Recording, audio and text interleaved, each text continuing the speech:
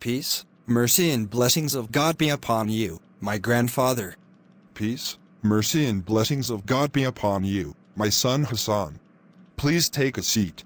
I have a question that haunts me, my grandfather, so do you find an answer to it? Ask me what seemed to you, my son, and God willing, you will find his answer with me. Why did the commander of the faithful Ali bin Abi Talib, peace be upon him, title the Imam of the poor? How did he deal with the poor? Know, my son, that our Imam, the commander of the faithful, peace be upon him, went through many calamities and pains. Whoever lost his father, the believer of Quraysh Abu Talib, peace be upon him, and lost his mother Fatima bint Asad, peace be upon her. He lost his cousin, his brother, and himself, the messenger of God, may God bless him and his family and grant him peace. He lost his wife, the lady of the women of the worlds, Fatima al-Zahra, peace be upon her, and his right and succession were usurped. But in spite of all the pains and misfortunes that the Imam, peace be upon him, suffered from, he personally handled the affairs of the people. He was not personally hostile to anyone. Even those who were hostile to the Imam, peace be upon him, and harbored hatred and grudge against him used to take their share and right from the treasury. Even his companions and those close to him used to take their rights without any privilege over others. One day, a woman named Sada came to him complaining about some money and tax collectors. The Imam, peace be upon him, was praying, but he felt the shadow of a woman, so he hastened in his prayers, then turned to her and said with kindness, "Do you need?" Sauda said weeping, "I doubt your workers' injustice on the abscess." The Imam, peace be upon him, was deeply affected and wept, then raised his eyes to the sky and said, "O God, you know that I did not order them to oppress your servants." Then he took a piece of leather and wrote on it his order to dismiss that worker from his position, and he handed it over to Sauda, who set off to her home happy and satisfied. One day, news reached him from Basra stating that the governor, Uthman bin Hanif, had been invited to a banquet held by a wealthy man, and he accepted his invitation. So the Imam, peace be upon him, sent him a message admonishing him and warning him of what is behind those invitations and banquets, and that these rich people do not aim to feed the food, but rather it is a kind of bribery and the search for influence and power in the city through the governors. The letter contains various sermons and rulings that prompt reflection and contemplation. As for after Ibn Hanif, it has reached me that a man from the youths of the people of Basra invited you to a banquet, so you hastened to it, enjoying the colors and bringing you eyelids, and I did not think that you would respond to the food of a people whose family is dehydrated, and their rich people are invited. Verily, for every follower there is an Imam whom he emulates and is illuminated by the light of his knowledge. Verily, your Imam has had enough of his worldly life with his burial and of his food with his 2 tablets. One of his companions, Uday bin Hatim al-Ta'i, was asked about the policy of the commander of the faithful, peace be upon him, and he said, "I saw the strong weak in his opinion until he takes the right from him, and I saw the weak strong in him until he takes the right for him." And he says about himself, "How can I be an Imam for the people and not share their pain and poverty?" He does not value power, influence, or the seat of power. One day, when he was trimming his shoe, Ibn Abbas asked, "What is the value of these souls?" Ibn Abbas said after taking a closer look, "It's cheap and even worthless." Then the Imam, peace be upon him, said, "To me, its value is better than authority and judgment, unless I establish a truth or abolish a falsehood." And how was the commander of the faithful, peace be upon him, killed, my grandfather? After defeating the Kharijites in the Battle of Narawan, 3 of them met. They are Ibn Maljam, Al-Hajjaj bin Abdullah, and Umar bin Bakr al-Tamimi.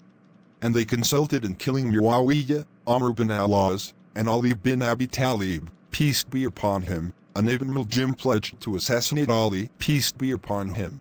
On the 19th of the blessed month of Ramadan in the year 40 AH, Ibn Maljam carried out his crime.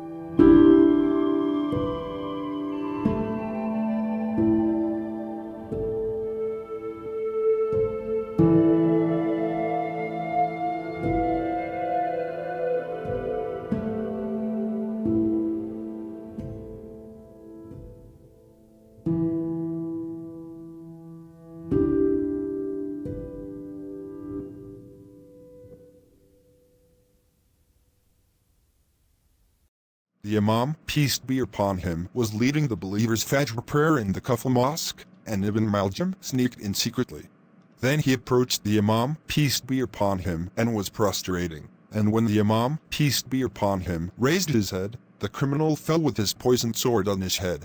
And the pure blood flowed to paint the mihrab with its bright color, and the Imam, peace be upon him, chanted, "I have won, by the Lord of the Kaaba." And people heard a call in the sky, "By God, the pillars of guidance have been destroyed, the most pious of the pious have been killed."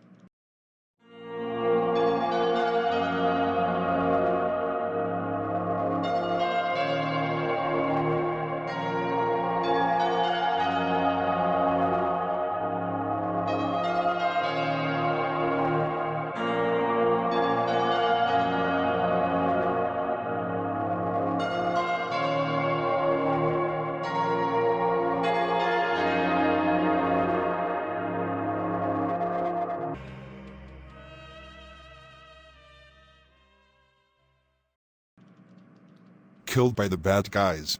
The criminal tried to flee from Kufa, but he was arrested.